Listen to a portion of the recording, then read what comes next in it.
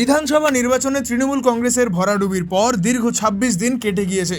অবশেষে আজ শনিবার মাঠে নামছেন তৃণমূলের সর্বভারতীয় সাধারণ সম্পাদক অভিষেক বন্দ্যোপাধ্যায়। ভোট পরবর্তী হিংসায় আক্রান্ত দলীয় কর্মীদের পরিবারের সঙ্গে দেখা করতে তার প্রথম গন্তব্য সোনারপুর দক্ষিণ। তবে এই সফরকে কেন্দ্র করে আজ সকাল থেকেই গড়িয়া ও সোনারপুর এলাকায় রাজনৈতিক পারদ চড়েছে। অভিষেক বন্দ্যোপাধ্যায়ের কনভয় সোনারপুর দক্ষিণে যাওয়ার পথেই পড়ে গড়িয়ার ঢালাই ব্রিজ। আজ সেখানে তীব্র বিক্ষোভ দেখায় বিজেপি।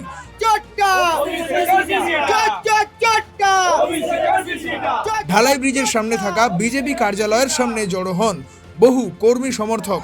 তৃণমূলের দুর্নীতি ও তোলাবাজির বিরুদ্ধে সরব হয়ে তারা হাতে কালো পতাকা নিয়ে বিক্ষোভ প্রদর্শন করেন। একই সঙ্গে চলে চোর চোর স্লোগান এবং লাউডস্পিকারে চোর গান বাজিয়ে এলাকা সরগরম করে তোলা হয়।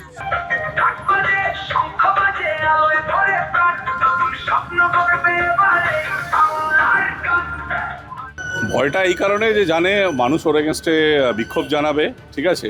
এখানে আমাদের মধ্যে দেখতে পাচ্ছেন আমাদের পার্টি কার্যকর্তা ছাড়া সাধারণ মানুষও রয়েছে যারা বিক্ষোভ দেখানোর জন্য দাঁড়িয়ে আছে। মানুষরা বুঝে গেছে যে উনি যেটা করতেন সবটাই ধাপ্পাবাজি, সবটাই চোর, সবটাই চুরি করেছে। আর যেটাতে উনি বসে শান্তিনিকেতনে যেখানে উনি বসে বসবাস করছেন সবটাই ওনার ঘরে ঢুকেছে। অতএব সোনারপুরের মানুষকে আর ঠকানোর কোনো জায়গা নেই।